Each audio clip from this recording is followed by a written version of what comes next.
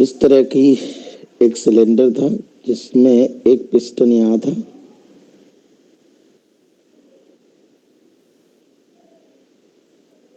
मास m1 area a1, मास m2 area a2, बीच में एक धागा कनेक्टेड था स्ट्रिंग। यहाँ से हम स्लो हीटिंग कर रहे थे, यही था ना बेटा?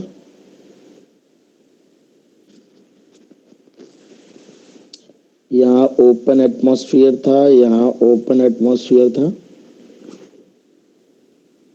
और हीटिंग करने पर हमें ये बताना था कि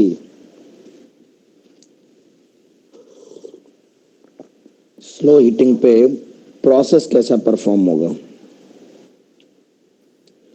तो सबसे पहले स्लो हीटिंग का मतलब है क्वाजी स्टैटिक प्रोसेस। पिस्टन बहुत ही धीरे चलेंगे तो पिस्टन्स इन इक्विलिब्रियम,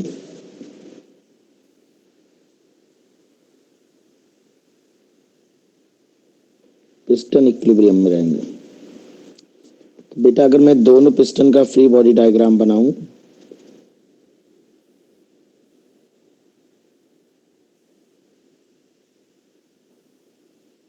तो ऊपर से लग रहा होगा PATM इंटू A1, एक टेंशन लगेगा, एक M1G लगेगा, और नीचे से गैस फोर्स लगा रही, थोड़ा साइड से दिखाई दे रहे हैं,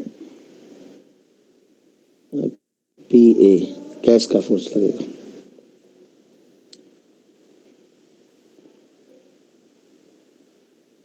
सिमिलरली इस पे टेंशन ऐसे लगेगा, छोटे वाले पिस्टन पे गैस फोर्स लगाएगी ऊपर से नीचे की तरफ, गैस अंदर भरी है ना इसके,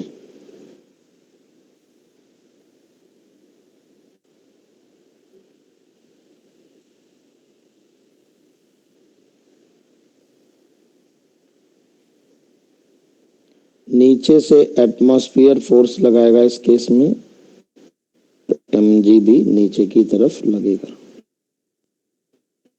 दोनों पिस्टन इक्विलिब्रियम में होने चाहिए बेटा। आप बच्चों चाहो तो पूरे को सिस्टम मान सकते हो, तो टेंशन इंटरनल फोर्स हो जाएगा, है ना? टी को इंटरनल लो, ये अलग अलग लिख लो। तो फर्स्ट पिस्टन पे मेरे को चलो सिस्टम मान लेता हूं।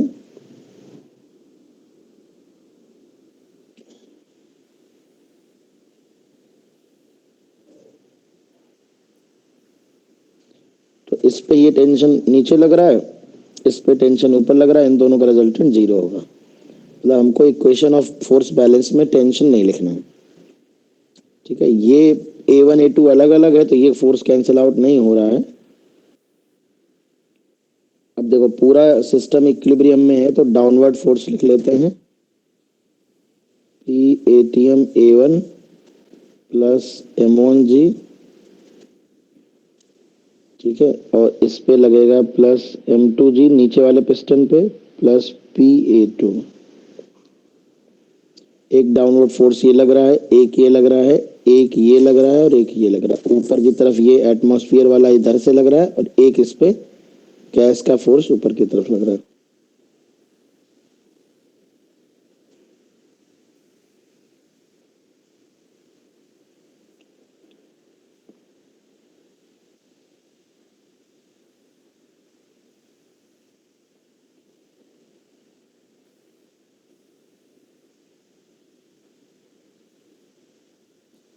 तो हमें गैस का प्रेशर पता करना है बेटा। तो गैस का प्रेशर यहाँ पर हम PATM A1 माइनस A2 कर लेते हैं, इसको इधर ले आते हैं लेफ्ट में,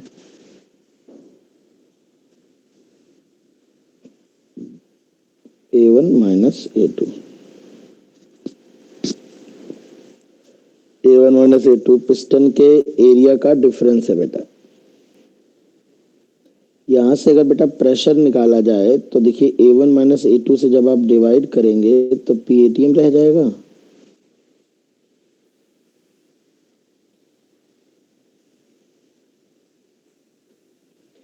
तो आप देख सकते हैं कि जो प्रेशर है वो कांस्टेंट है।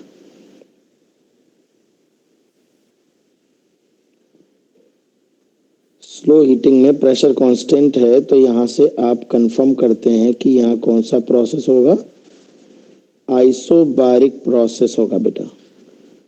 बताओ होगा कि नहीं?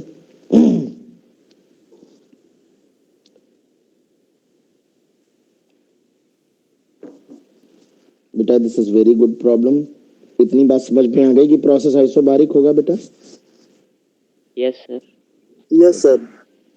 चलिए, तो अब बेटा हम आगे की कहानी बताते हैं। अगर हमें ये देखना हो कि स्लो हीटिंग के दौरान पिस्टन किस तरफ मूव करेंगे, कई बच्चों ये कंफ्यूजन होता है कि ये पिस्टन ऊपर नहीं जा सकता, ये पिस्टन नीचे नहीं जा सकता, चूंकि धागा बंधा हुआ है इनएक्सटेंसिबल, तो इसका वॉल्यूम फिक्स रहेगा और आइसो को एक्सेप्शन आ जाता है माइंड में। बेटा आप देखो कि इसका एरिया ज्यादा है, इसका एरिया कम है। चलिए ये दोनों अपोजिट डायरेक्शन में नहीं जा सकते, लेकिन एक डायरेक्शन में तो फ्रिक्शन लेस मूव। जैसे अगर ये पिस्टन अगर यहाँ पहुंच जाए तो उतना ही ये पिस्टन इधर पहुंच जाए, ये एक्स नॉट हो जाए और ये एक्स नॉट हो, तो इसके वॉल्यूम में जो इंक्रीमेंट होगा, जो बढ़ोतरी होगी, वो A1 इंटू एक्स नॉट होगा बेटा, जबकि इधर से जो कम होगा वो A2 इंटू एक्स नॉट होगा। यानी पिस्टन्स के ऊपर मूव करने के कारण वॉल्यूम बढ़ जाएगा एक्चुअल में गैस का। फील कर पा रहे हैं बेटा? तो वो कितना बढ़ जाएगा, A1 एक्स नॉट यहाँ से बढ़ेगा और A2 एक्स नॉट यहाँ से कम हो जाएगा। तो नेट इंक्रीज इन वॉल्यूम हो जाएगा A1 x not minus A2 x not, that we will discuss. अब इन्होंने कहा कि स्लो हीटिंग पे ये जो पिस्टन का मोशन होगा ये किस डायरेक्शन में होगा, ग्रेविटी डाउनवर्ड है। तो हमने देखा कि अगर हम हीट दे रहे हैं गैस को डेल्टा क्यू, है ना, तो डेल्टा क्यू होता है NCP डेल्टा टी। अगर ये पॉजिटिव है इसका मतलब ये पॉजिटिव होगा, इसका मतलब टेम्परेचर बढ़ रहा होगा। और PV is equal to NRT कहता है कि अगर ये चीज बढ़ रही है तो ये चीज भी बढ़ रही होगी, बिकॉज प्रेशर तो कांस्टेंट है तो वॉल्यूम बढ़ रहा होगा। इसका मतलब है कि ये आइसोबारिक एक्सपेंशन होगा बेटा, एक्सपेंशन, वॉल्यूम बढ़ना चाहिए। So on giving the heat देने पर piston will go up, piston ऊपर की तरफ जाएंगे बेटा, है ना। तो अगर हीट निकालेंगे तो पिस्टन नीचे आएंगे, हीट देंगे तो पिस्टन ऊपर जाएंगे धीरे धीरे। अब आता है for a displacement of x not in above direction.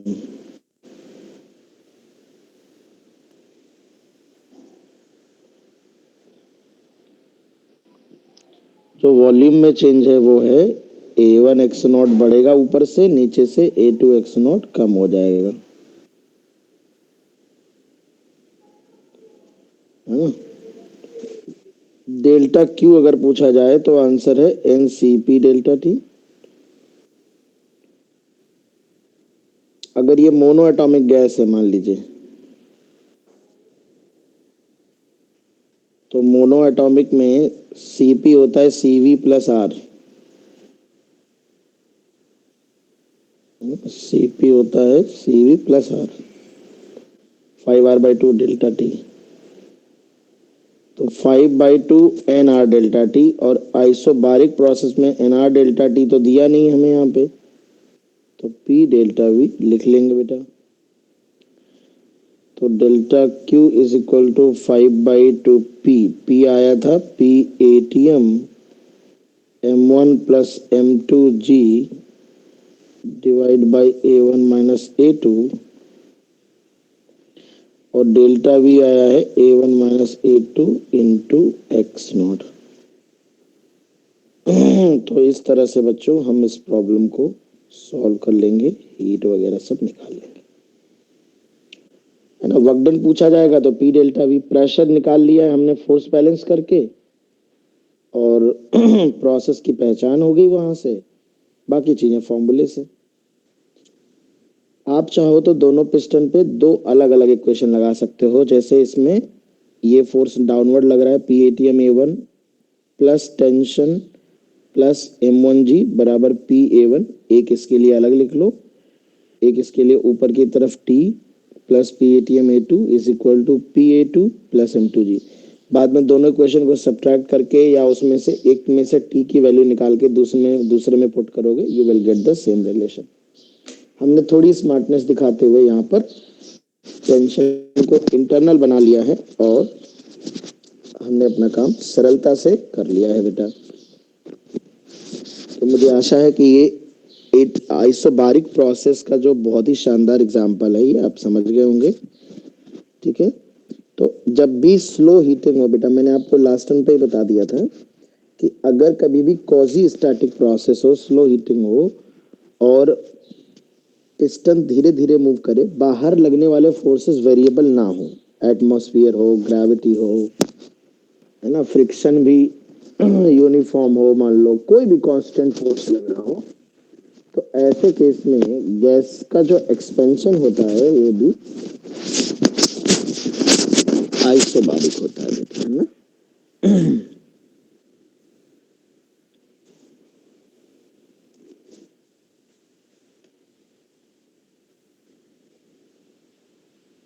Got it, बेटा।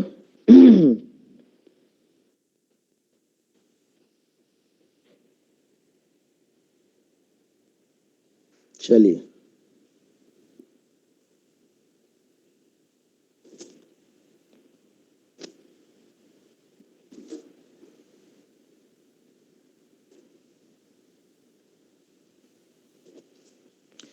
तो अब बच्चों हम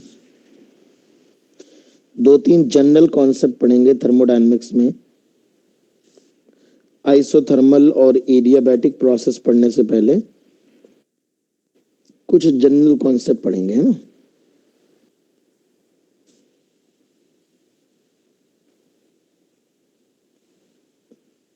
जैसे कि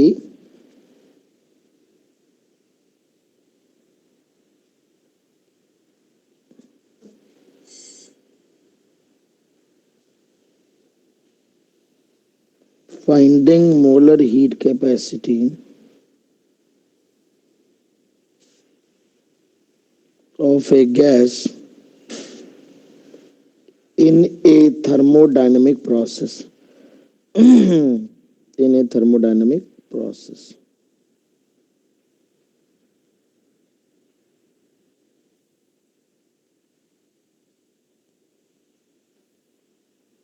एक थर्मोडायनेमिक प्रोसेस है उसमें आपको दो तरह के क्वेश्चन मिलते हैं, मोलर हीट कैपेसिटी निकालनी। पहला क्वेश्चन टाइप 1 होता है जिसमें स्टेटमेंट बेस्ड क्वेश्चन आता है, इसे आपसे कह देगा find out molar heat capacity of an ideal gas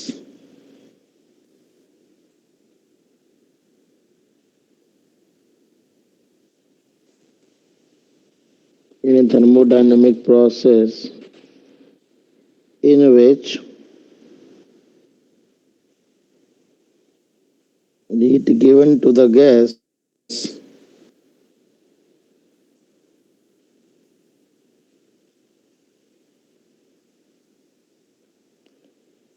heat given to the gas is 5 times work done by the gas। एक ऐसा प्रश्न बेटा, मान लीजिए स्टेटमेंट बेस्ड आ रहा है ना, तो देखो इसको सॉल्व कैसे करते हैं? सबसे पहले जो स्टेटमेंट दिया इन्होंने कहा कि एक आइडियल गैस है, किसी थर्मोडायनेमिक प्रोसेस में उसको दी गई हीट उसके द्वारा किए गए वर्क डन का 5 गुना है, तो बताओ उसकी मोलर हीट कैपेसिटी क्या होगी। तो जो दी गई हीट है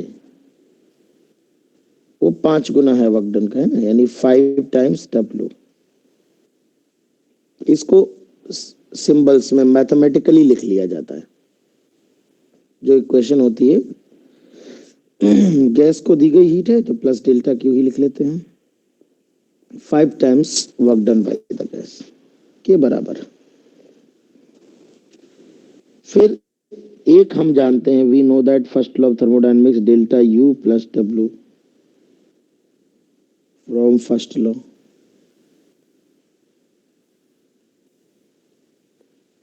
फ्रॉम स्टेटमेंट। अब आप क्या करिए, आपको इस W को एलिमिनेट करना होता है, तो W की वैल्यू निकाल करके यहाँ पुट कर दीजिए।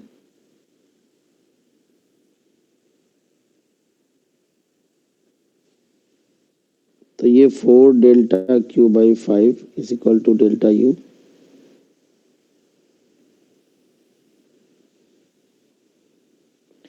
ये होती है NC∆T और ये होता है NCV∆T, और ये तो हर प्रोसेस के लिए सेम होता है और ये बदलता रहता है प्रोसेस टू प्रोसेस। तो यहाँ पर C की वैल्यू जो आ रही है 5/4 CV आ रही है। This is our answer. अब मान लीजिए मोनो एटॉमिक गैस है बेटा, तो C आएगा 5/4 और CV है 3R/2, तो 15R/8 will be the answer for the molar heat capacity,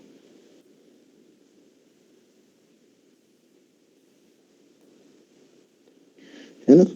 तो टाइप 1 जो क्वेश्चन बनता है उसमें हमको स्टेटमेंट दिया जाता है, एक हीट वर्क डन या डेल्टा यू में एक रिलेशन दिया जाएगा, तो एक तो हम मैथमेटिकल स्टेटमेंट के फॉर्म में लिख लेंगे जो स्टेटमेंट हमें दिया, और दूसरा हम फर्स्ट लॉ ऑफ थर्मोडायनेमिक्स लिख लेंगे, है ना। एक क्वेश्चन आप ट्राई करिए, find out molar heat capacity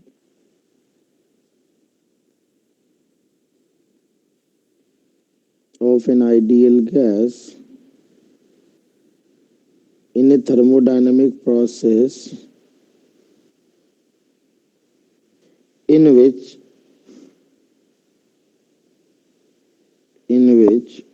work done by the gas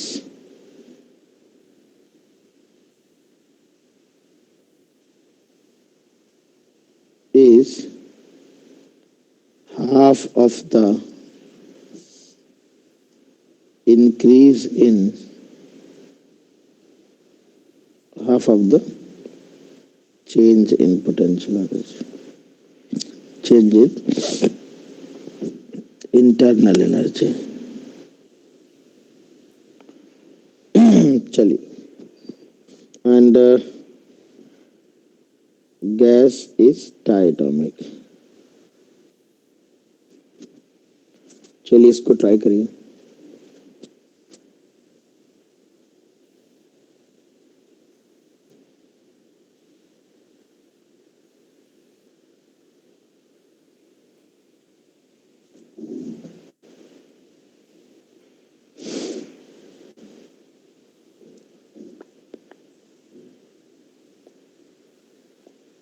sir 1 minute ऊपर कर दीजिए।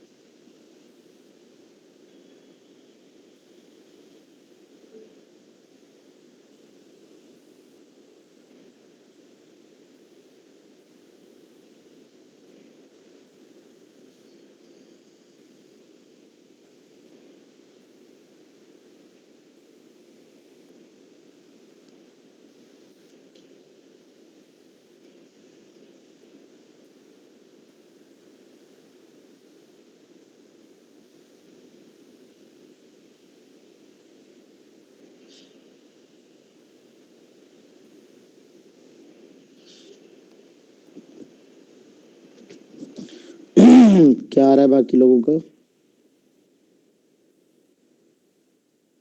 15r/4। 15r/4। सबसे पहले तो जो दिया है उसको स्टेटमेंट में लिखना है। Molar heat capacity of an ideal gas in A thermodynamic process in which work done by the gas is half. तो W है डेल्टा U/2। ये स्टेटमेंट दिया है और फर्स्ट लॉ ऑफ थर्मोडायनेमिक्स कहता है, बेटा ये दो इक्वेशन लिख ली जाती हैं। ये तो फेमस इक्वेशन है फर्स्ट लॉ वाली, जो तो सबको पता होगी, है ना। तो ये वाली इक्वेशन बेटा सबने लिख ली और ये वाली इक्वेशन हमने प्रॉब्लम स्टेटमेंट से लिख ली।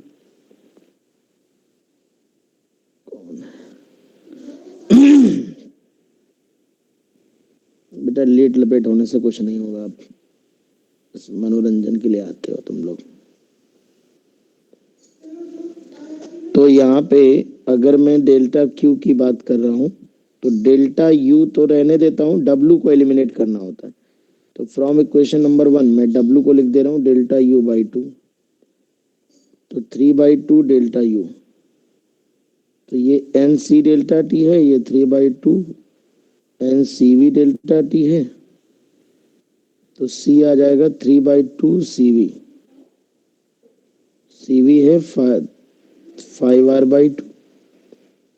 तो C आ जाएगा 15R/4।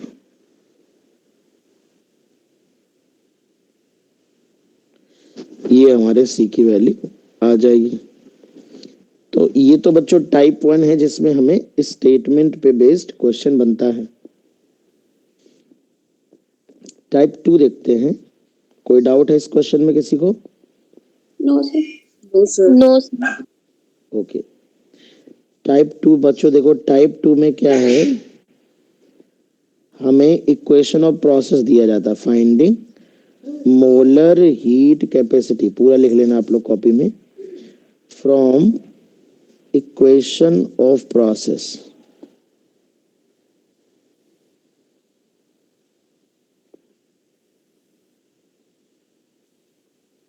इक्वेशन ऑफ प्रोसेस से का प्रयोग करके मोलर हीट कैपेसिटी निकालनी है। तो यहां पर बेटा आइए देख लेते हैं। मोलर हीट कैपेसिटी निकालनी है फ्रॉम इक्वेशन ऑफ प्रोसेस। चलिए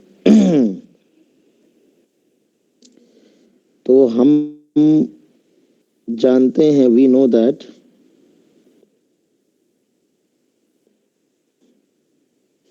जो फर्स्ट लॉ ऑफ थर्मोडायनेमिक्स है डिफरेंशियल फॉर्म में उसे ऐसे लिखा जाता है, du small change in potential energy plus small work done dw।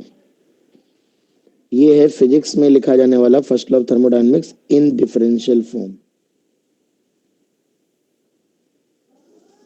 क्योंकि बेटा होता क्या है ना, अभी तक आपने जो प्रोसेस किए ना, ये वाले जो प्रोसेस स्टेटमेंट वाले, आगे मैं पढ़ाऊंगा इस तरह के प्रोसेस, खास तरीके के प्रोसेस होते हैं, पॉलीट्रोपिक बोलते हैं इसको, आगे पढ़ा दूंगा। तो इनकी मोलर हीट कैपेसिटी कांस्टेंट हो सकती है, लेकिन generally molar heat capacity, gas की मोलर हीट कैपेसिटी एक फंक्शन होती है प्रेशर वॉल्यूम टेम्परेचर का, जो बदलती रहती है टेम्परेचर प्रेशर कंडीशन चेंज करने के साथ साथ, and also varies from process to process. तो डिफरेंशियल फॉर्म में हम यहाँ पर ले रहे हैं। तो आप देखिए यहाँ पर मैं dq को लिखूंगा NC/dt, है ना, क्योंकि स्मॉल चेंज है, NC डेल्टा टी है, तो NC/dt लिखूंगा।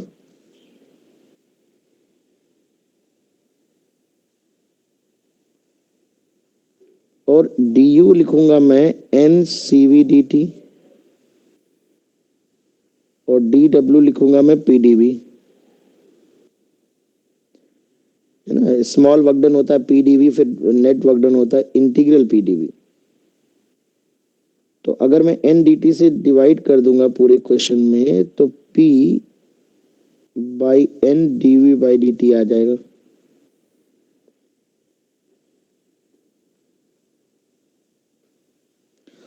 इसका मतलब ये हुआ कि C is equal to CV plus P/N dV/dt हो जाएगा। तो इक्वेशन ऑफ प्रोसेस अगर हमें दी जाए, है ना, इक्वेशन ऑफ प्रोसेस अगर हमें दी जाए तो हम इस इक्वेशन का प्रयोग करके मोलर हीट कैपेसिटी निकालेंगे। तो आप चाहो तो ये याद कर सकते हो, या अगर नहीं याद करना है तो आप बेसिक से समझ सकते हो। dq का nc डेल्टा t होता है तो nc dt कर देंगे, ये ncv डेल्टा t होता है तो cv dt कर देंगे। ये इंटीग्रल p dv होता है बड़ा वक्र, छोटा सा वक्र p dv। अब आप देखिए कैसे क्वेश्चन बनता है। जैसे कि अगर हमें दे दिया जाए P इंटू टी स्क्वायर बराबर कांस्टेंट, ये इक्वेशन है ऑफ ए थर्मोडायनेमिक प्रोसेस। इस प्रोसेस में हम एक मोनो एटॉमिक गैस को ले रहे हैं और हमने कहा कि भाई मोलर हीट कैपेसिटी बताइए कितनी होगी। दूसरा हम ये ने कहा if temperature is increased from T0 to 3T0 find out heat given to the gas.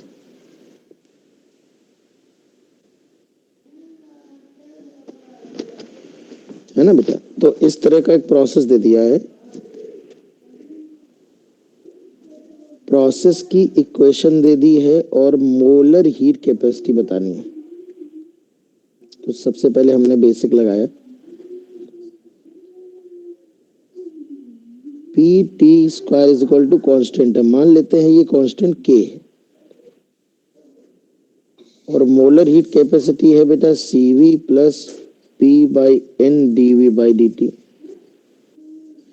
तो P की वैल्यू तो यहां से आ जाएगी K/T स्क्वायर, तो P यहां रख देंगे। dV/dt चाहिए, dV/dt के लिए volume as a function of temperature चाहिए, तो यहाँ P की जगह हो जाएगा K/T स्क्वायर और P को हम लिखेंगे nRT/V।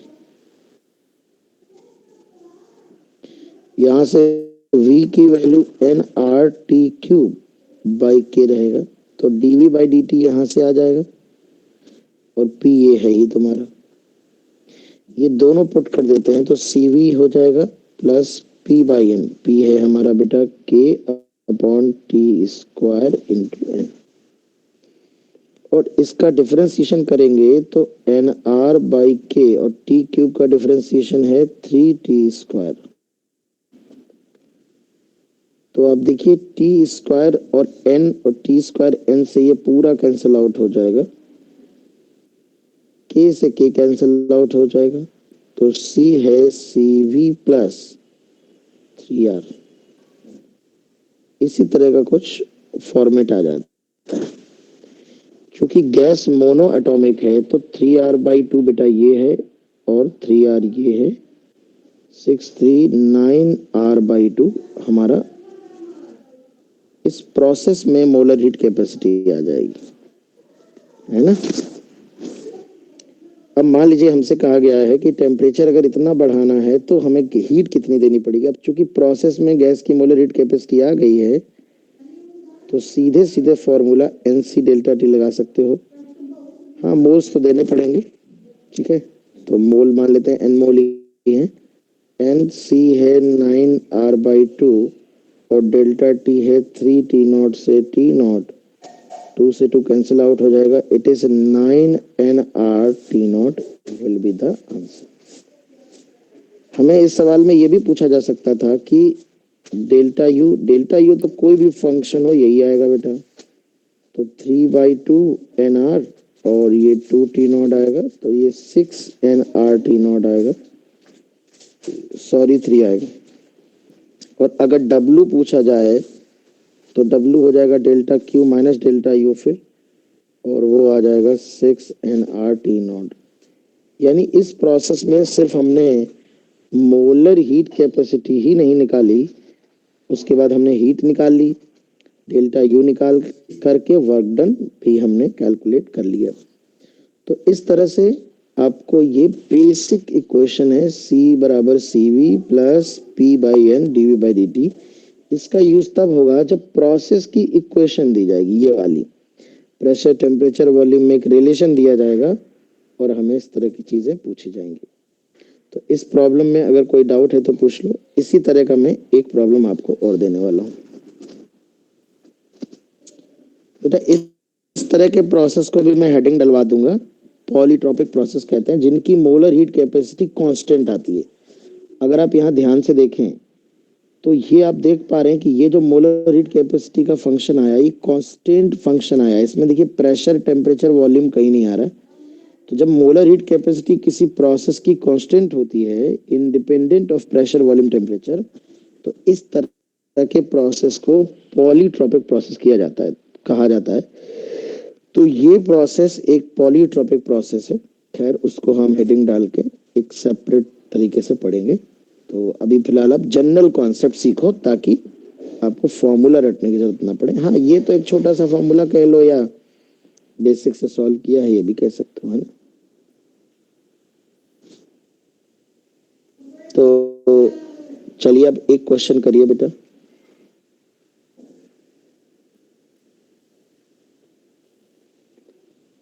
V into T equal to constant, volume और टेम्परेचर का प्रोडक्ट कांस्टेंट है और डाई एटॉमिक आइडियल गैस है। टेम्परेचर T नॉट से बढ़ा के 2T नॉट किया गया है।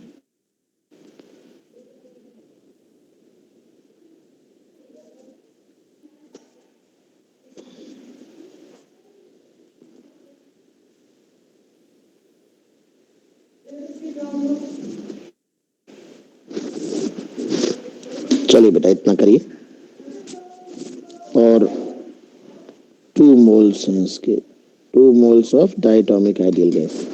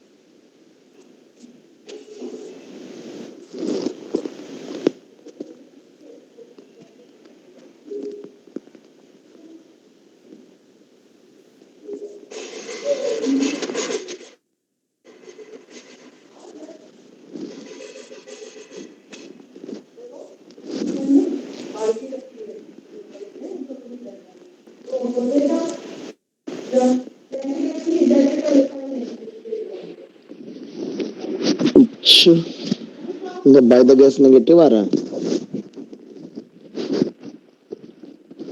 Let's see.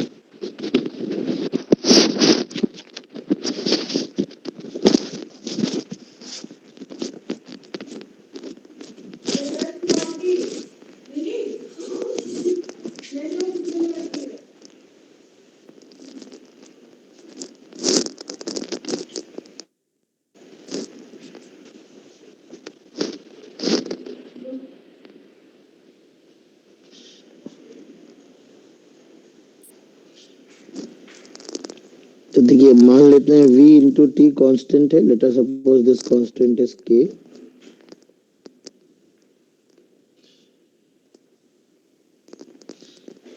तो dv बाई dt जो होगा वो डिफरेंशिएशन होगा इसका minus k by T square. और यहां से अगर मैं प्रेशर चाहता हूं निकालना तो v को लिख सकता हूं nRT पाई p।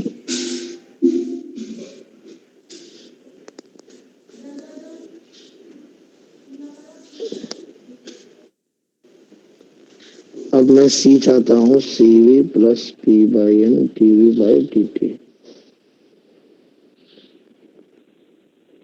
p है nRT स्क्वायर बाई k और ये n है। dv बाई dt है minus k upon T square.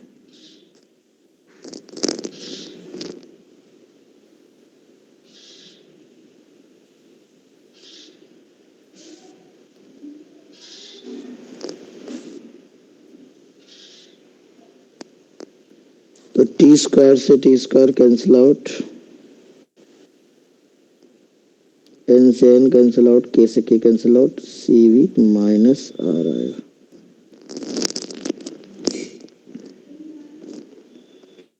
तो सी आ रहा है, ये कौन सी गैस है, 2 मोल्स डायटोमिक है।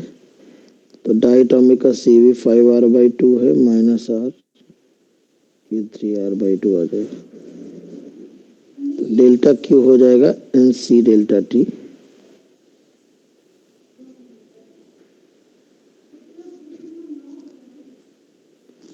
टेम्परेचर इतना बढ़ाना है, डेल्टा यू हो जाएगा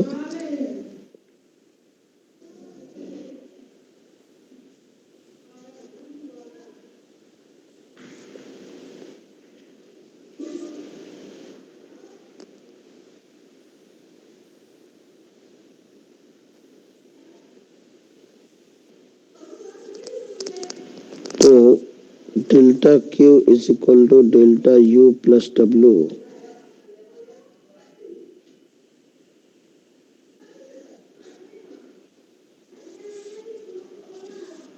So W is equal to minus 2RT not. तो ये है work done by the gas is minus 2RT not. So work done on the gas can be said plus 2RT note.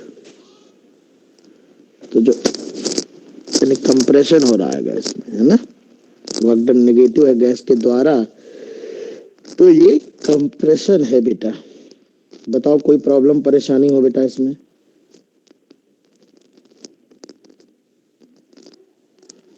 जी कोई दिक्कत?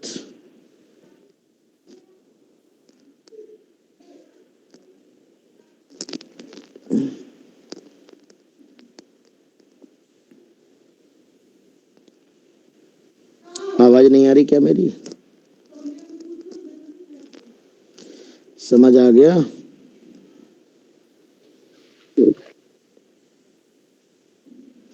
बाकी लोग क्या है, मौन व्रत है क्या? No sir. समझ आ गया? Yes sir. ठीक, चलो बच्चों एक तरीका और होता है, जैसे ये जो काम मैंने किया है ना, ये एक लाइन में हो सकता था। ये जो काम मैंने किया ये एक लाइन में हो सकता, देखो कैसे। ये जो जब आ जाता है ना सी का, ये जब एक्सप्रेशन आ जाता है ये यहाँ से, देखना जरा ध्यान से, अगर मैं दोनों तरफ एन डेल्टा टी से मल्टीप्लाई कर दूं तो एन सी डेल्टा टी हो जाएगा, ये एन सी भी डेल्टा टी हो जाएगा, minus N R delta T हो जाएगा। तो पहला वाला टर्म जो होगा वो डेल्टा क्यू रिप्रेजेंट कर रहा है, ये डेल्टा यू रिप्रेजेंट कर रहा है, प्लस ये पूरा डब्ल्यू रिप्रेजेंट कर रहा है। यानी ये जो सी का इक्वेशन आता है ना, C V plus something C V minus something, इसी में अगर दोनों तरफ एन डेल्टा टी से मल्टीप्लाई किया जाए तो ये वाला जो टर्म होगा है ना 5r/2 डेल्टा टी, ये डेल्टा यू होगा। और माइनस, जैसे यहाँ पर माइनस के साथ लेना पड़ेगा क्योंकि फर्स्ट लॉ ऑफ थर्मोडायनेमिक्स में प्लस होता है, but this is negative sign, तो माइनस वर्क डन को दे देंगे, तो minus N R delta T जो आएगा डब्ल्यू आएगा। अब देखो 2 मोल है डेल्टा टी टी नॉट है, तो देखो -2r टी नॉट आएगा डब्ल्यू। यानी अभी हम क्या कर रहे हैं, बकायदा सी निकाल रहे हैं, फिर basic formula N C delta T, ये बिल्कुल एवरेज बच्चों के लिए कि गड़बड़ी ना हो, डेल्टा यू का फॉर्मूला फिर फर्स्ट लॉ लगा के डब्ल्यू निकाले ले रहे हैं। लेकिन जो स्मार्ट स्टूडेंट होंगे वो इसी इक्वेशन में दोनों तरफ एन डेल्टा टी से मल्टीप्लाई कर देंगे। जो पहला टर्म होगा वो डेल्टा क्यू होगा, ये टर्म जो होगा वो डेल्टा यू होगा, ये डब्ल्यू होगा। अगर प्लस है तो डब्ल्यू प्लस होगा, अगर माइनस है तो डब्ल्यू की वैल्यू माइनस होगी, क्योंकि फॉर्मूले में तो प्लस ही होता है। दोनों जोड़ दोगे तो क्यू के बराबर आ जाएगा डेल्टा क्यू। तो इस तरह से ये जो काम आपने किया है ये सारा काम एक लाइन में ही हो जाता है। चलिए अब बच्चों हम लोग हेडिंग ही डाल देते हैं। हेडिंग है पॉलीट्रोपिक प्रोसेस।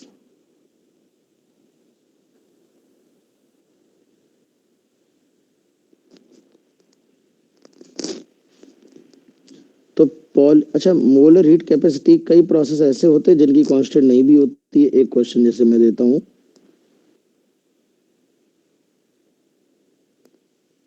ये जैसे प्रोसेस है P is equal to P not, ये हमारा फ्रॉम आई रोटो एक क्वेश्चन दिया है। तो अगर ये प्रोसेस दिया है, आइडियल गैस है और प्रोसेस इस तरह से, प्रेशर इस तरह से वेरी कर रहा है, तो हमसे पूछा गया find out molar heat capacity as a function of volume. चूंकि ये एक पॉलीट्रोपिक प्रोसेस नहीं है बच्चों, तो इसमें जो मोलर हीट कैपेसिटी आएगी वो कांस्टेंट नहीं आएगी, it will be a function of pressure volume temperature. तो आपको वॉल्यूम के फंक्शन में बताना है। तो अब आपने जो रिजल्ट लिखा था वो तो बेसिक के लिए ही लिखा था, P C is equal to C V plus P by N D V by D T.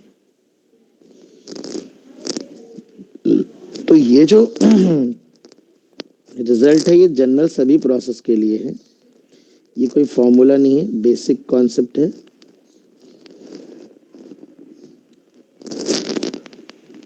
अब बेटा प्रेशर की इक्वेशन तो हमें पता है, डीवी बाई डी टी हमें चाहिए, तो P को मैं लिख देता हूं nRT बाई V।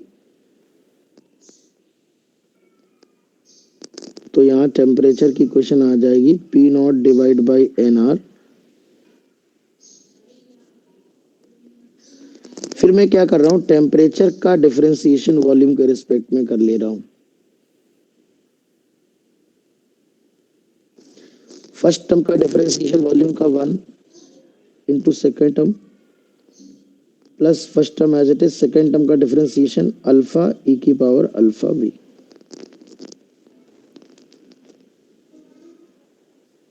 तो P नॉट ई की power alpha V divide by NR 1 plus alpha V, मैं रख देता हूं यहाँ पर। अब आप देखो, चाहो तो यहीं से समझ सकते हो कि जो P बराबर है P नॉट ई की पावर अल्फा वी, तो ये सीधे सीधे P है, ये पूरा का पूरा ये P नॉट इंटू ई की पावर अल्फा वी, ये P है, तो P अपॉन NR लिख सकते हो, बट नो प्रॉब्लम, कोई बात नहीं। यहाँ पर मैं CV लिख रहा हूँ, फिर P नॉट ई की पावर अल्फा वी प्रेशर को लिख रहा हूँ डिवाइड बाई N, और इससे मैं पूरा लिख रहा हूँ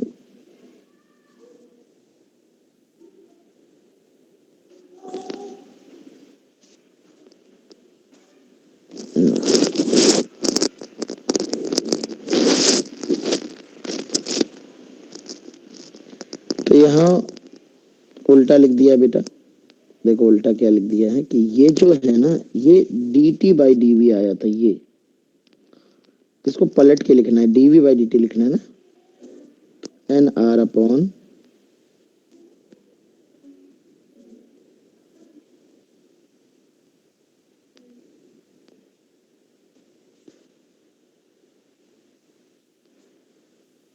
एन कट जाएगा, आर 1 प्लस अल्फा भी।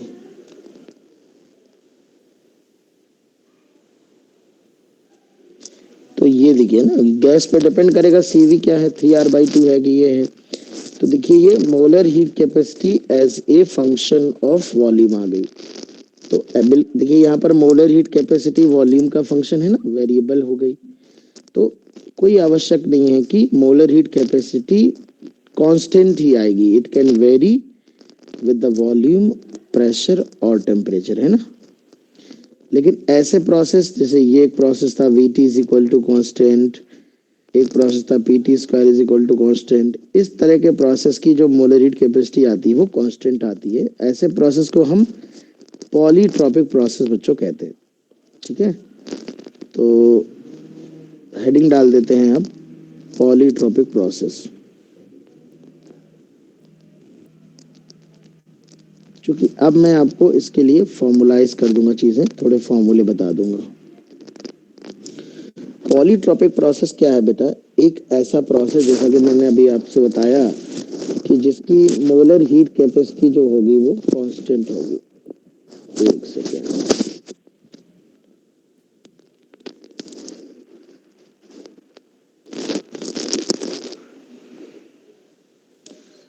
a thermodynamic process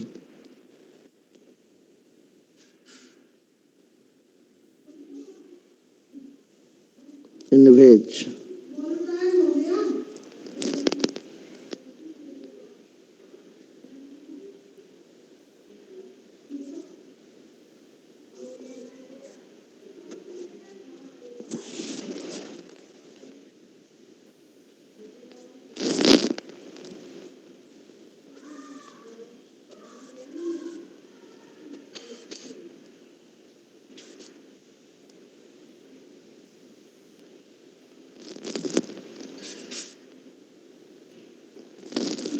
है ना बेटा, प्रेशर वॉल्यूम टेम्परेचर के साथ चेंज नहीं होती, इसे हम पॉलीट्रॉपिक प्रोसेस कहते हैं।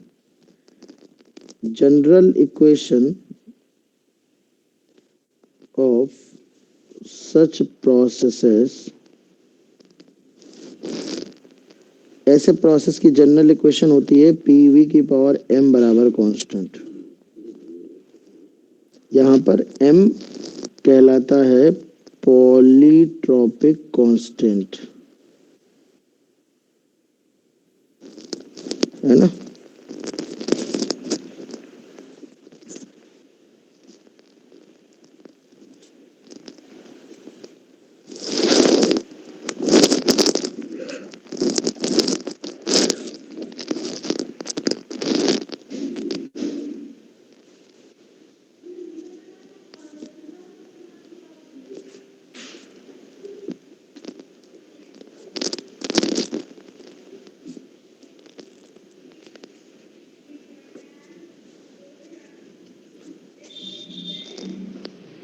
है ना बेटा। अब सबसे पहले हम लोग एक जनरलाइज फॉर्मूला निकाल लेते हैं फॉर मोलर हीट कैपेसिटी।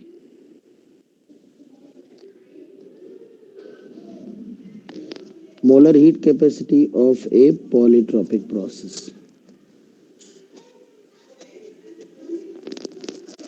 तो अगर हमारे पास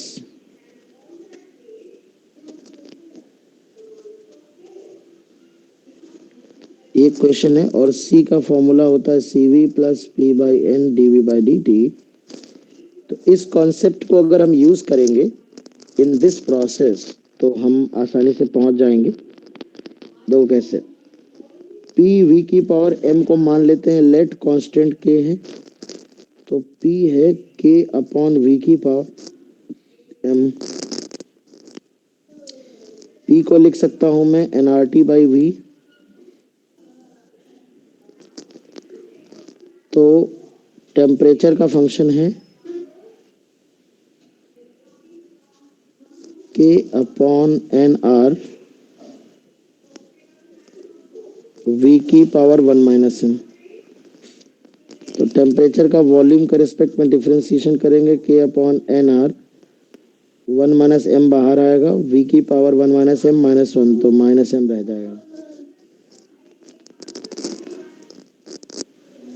और C है CV plus P by N. P है K अपॉन V की power M N. dV by dt इसको रिवर्स कर देंगे, पलट देंगे, एन आर ऊपर जाएगा, नीचे आएगा K 1 माइनस एम। तो आप देख सकते हैं ये V की power plus M minus M खत्म हो जाएगा, K से K खत्म हो जाएगा, N से N खत्म हो जाएगा, ये आ जाएगा CV प्लस R।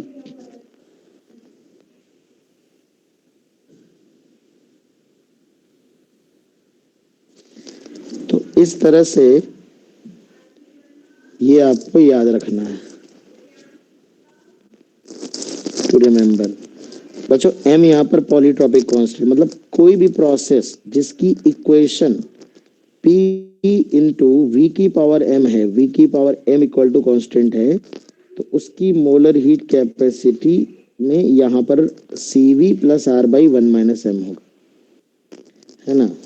एग्जाम्पल के तौर पे अगर PV की पावर 1/2 इक्वल टू कांस्टेंट है, तो C की value CV plus R upon 1 minus 1/2, तो CV प्लस 2R होगा।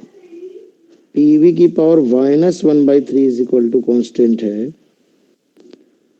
तो CV plus R upon 1 minus minus 1/3 4/3, तो CV प्लस 3R/4 ये आ जाएगा। अगर PT is equal to constant है,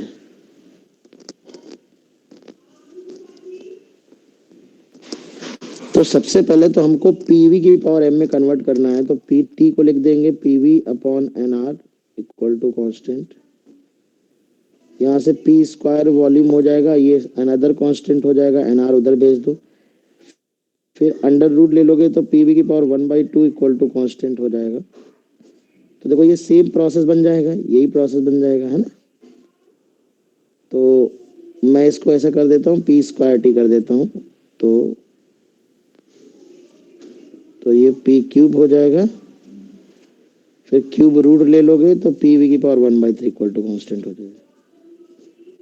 तो CV upon R 1 minus M हो जाएगा, तो CV प्लस 3R/2। तो कोई भी प्रोसेस जिनमें सिंपल प्रोडक्ट या पावर फंक्शन होगा, power function of pressure, volume and temperature होगा, वो सारे के सारे कहीं ना कहीं पॉलीट्रॉपिक प्रोसेस कहलाएंगे, है ना। जैसे कि यहाँ पर हम volume VT square equal to constant लिख दें, तो हमें PV में चाहिए, तो हम T हटा देंगे, तो T को लिख देंगे PV upon NR using PV equal to NRT। T की वैल्यू क्या आएगी, PV बाई NR का स्क्वायर इक्वल टू कांस्टेंट। तो यहाँ P स्क्वायर है, वॉल्यूम क्यूब वही है, अनदर कांस्टेंट हो जाएगा, सब उधर भेज दो।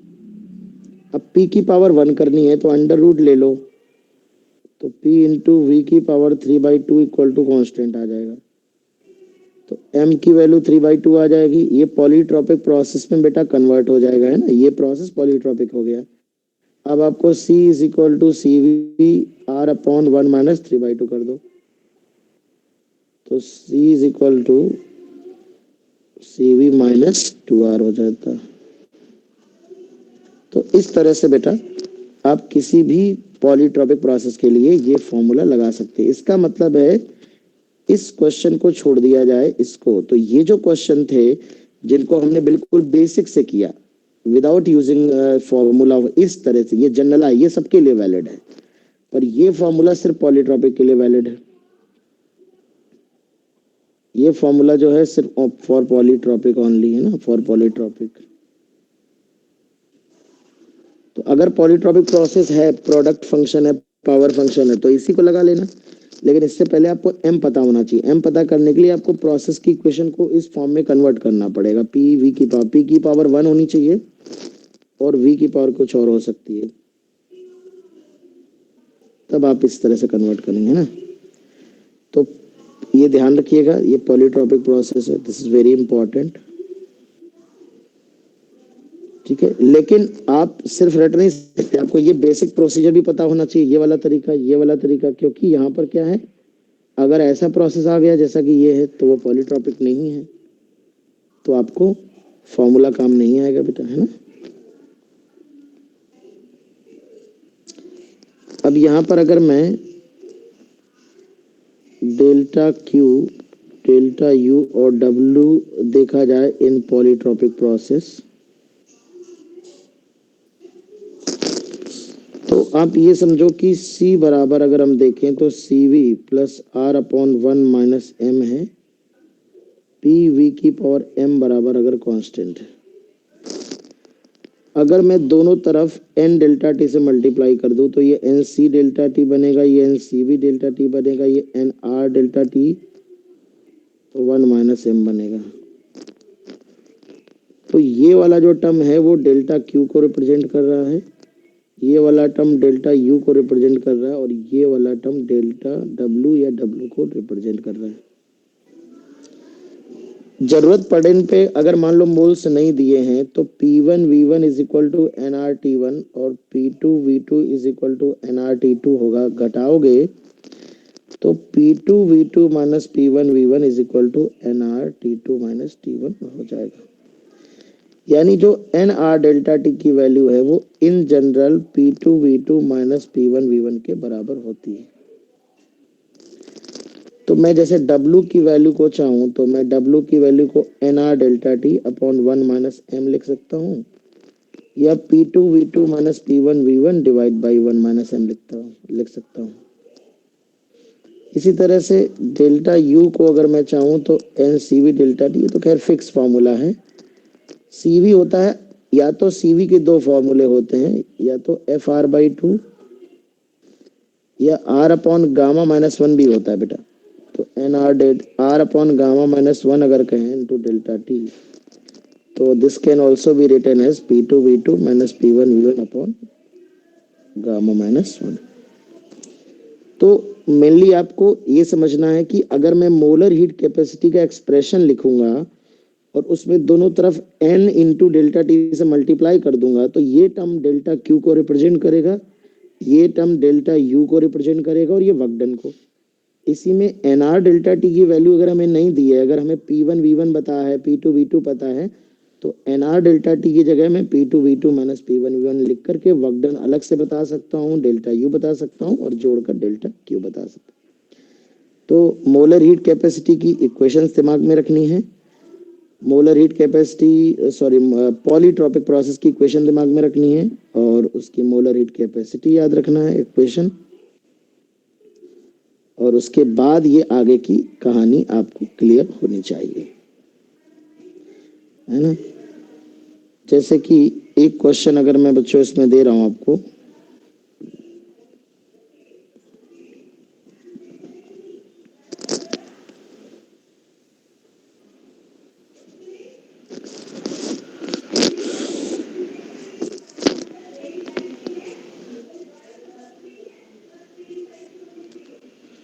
जैसे P is equal to alpha V is equation of a process.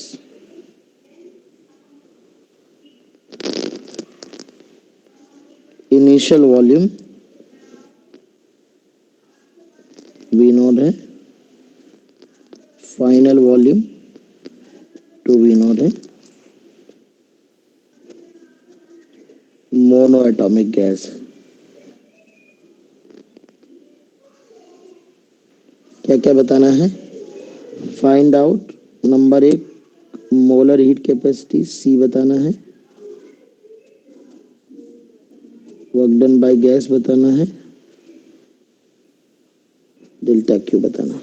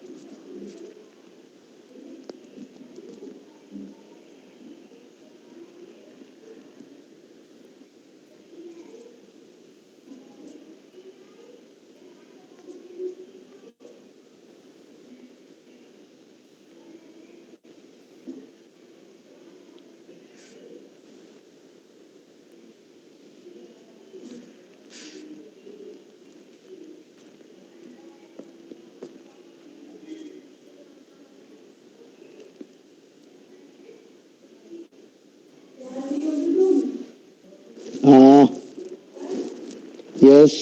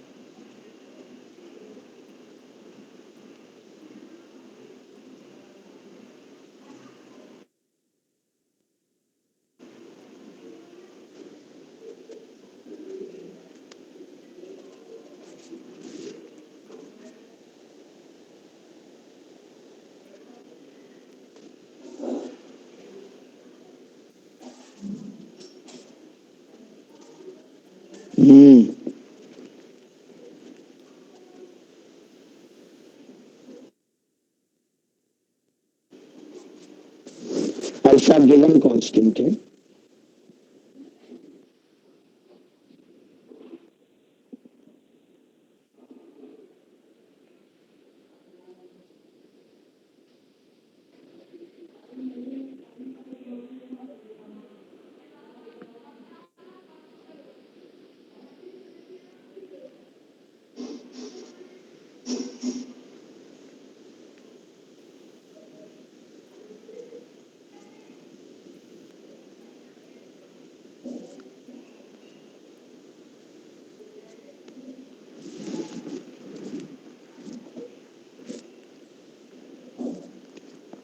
तो जैसे ही हमने देखा कि P is equal to alpha V है बेटा,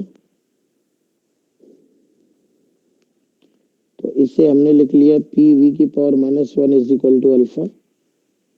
अब देखिए इनिशियल वॉल्यूम अगर V नॉट है तो इनिशियल प्रेशर जो होगा वो अल्फा V नॉट होगा। P बराबर अल्फा V है ना।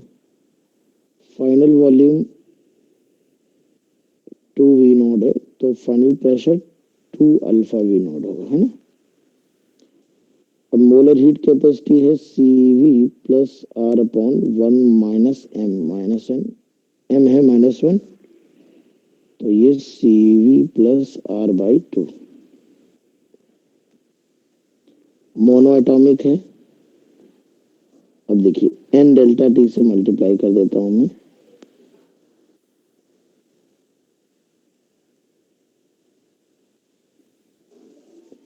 ये टर्म है डेल्टा U, ये डेल्टा Q है, ये डेल्टा U है, U है 3/2 N R delta T। CV है 3/2 R।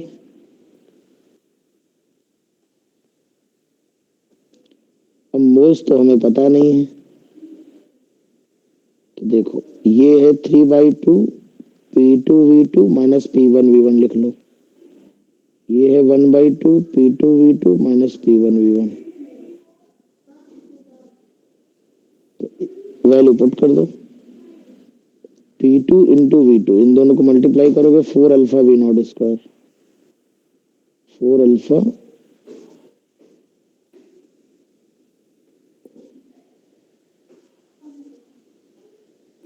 तो ये 3 अल्फा V नॉट स्क्वायर है। P2V2 माइनस V1V1, यहाँ पर भी 3 अल्फा V नॉट स्क्वायर होगा। तो ये वाला टर्म डेल्टा U है, ये W है, जोड़ दोगे तो डेल्टा Q आ जाएगा। तो इस तरह से डायरेक्टली आपका जो भी है ना। तो यहाँ पर मोल्स और टेम्परेचर ना दे करके दूसरी स्टोरी दे रखी है।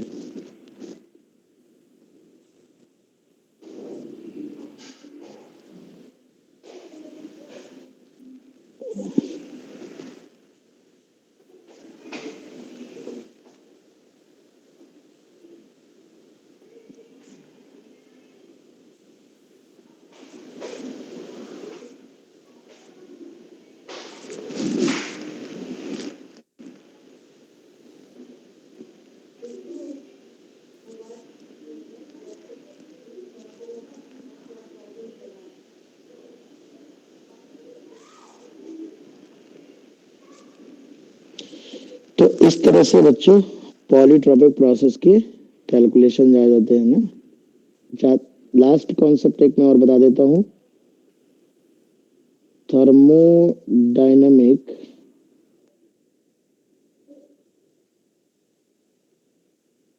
Properties of mixture. अच्छा, इनकी प्रूविंग भी है, पर मैं सबकी प्रूविंग नहीं करा रहा, सिंपल मेन फॉर्मूले इंपॉर्टेंट है। सबसे पहले होता है एवरेज या इफेक्टिव मोलर मास। ये केमिस्ट्री में पढ़ा होगा आपने।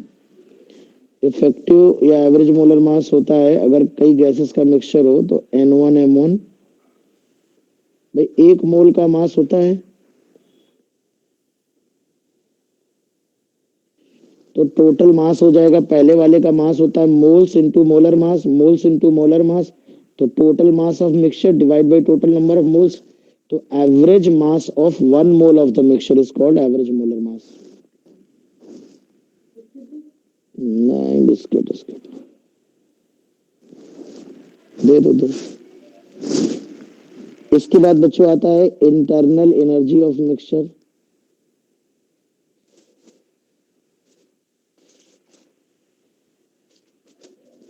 तो मिक्सचर की इंटरनल एनर्जी कभी भी पूछी जाए तो आप सिंपल सीधे सीधे जोड़ सकते हो सारी गैसेस की, है ना। ये internal energy of the mixture, CV mixture, CP mixture, gamma mixture, इनके लिए कुछ बेसिक प्रूविंग होती है, पर मैं उस प्रूविंग पे नहीं जा रहा हूँ। I am directly writing the result. CV mixture होता है बच्चों N1 CV1, N2 CV2, N3 CV3 and so on divide by total number of moles। अगर अलग अलग गैसेस के N1 N2 N3 मोल्स हों तो सीवी मिक्सचर आप इस तरह से निकाल सकते हो। सीपी मिक्सचर को लिख सकते हो CV mixture plus R. Also CP mixture can be written as N1 CP1, N2 CP2 and so on divide by N1 plus N2।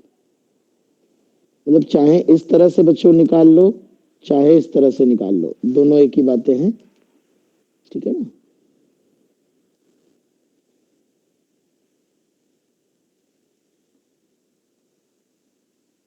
Gamma mixture जो होता है वो होता है CP mixture divide by CV mixture, है ना। या फिर इसे ऐसे भी कह सकते हो कि जब सीवी मिक्सचर आपने पढ़ा तो N1 CV1, N2 CV2,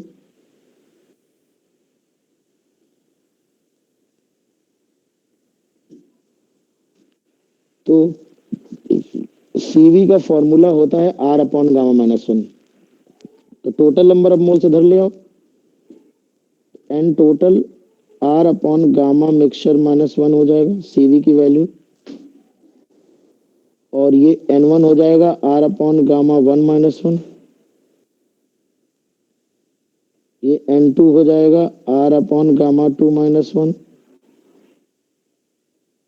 N3 R upon gamma 3 minus 1।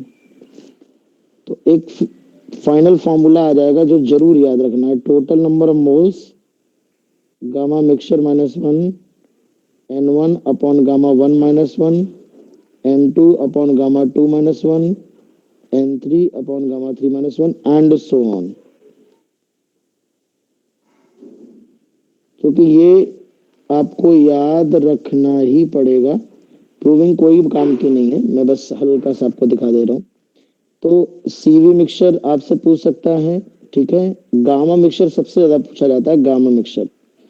तो as it is total number of moles है ये N1 plus N2 plus N3, इन सबको टोटल नंबर ऑफ मोल्स लिख दिया, और ज्यादा होंगे तो प्लस N4 हो जाएगा, इसलिए डॉट डॉट लगा दिया, ठीक है। बाकी सब तो सिंपल बातें हैं। अच्छा, सीवी को FR/2 भी लिख सकते हो, जो सीवी होता है वो FR/2 भी होता है, तो इफेक्टिव डिग्री ऑफ फ्रीडम भी मिक्सचर की निकाल सकते हो। F mixture degree of freedom है ना मिक्सचर की एवरेज, ये भी N1F1 plus N2F2 plus N यस जग गया है।